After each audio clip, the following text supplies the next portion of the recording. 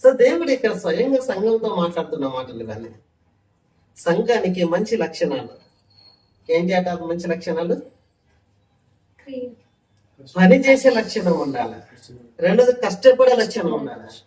మూడోది ఓర్పు కలిగిన లక్షణం ఉండాలి. సో రెండోది బాధ్యత కలిగిన వారిగా ఉండాలి. మొదటిది లక్షణాలు ఉండాలి, దేవుని కొరకు మంచి లక్షణాలు ఉండాలి. రెండోది బాధ్యత ఉండాలి. ఎలాంటి దాకా ఈ బాధ్యత?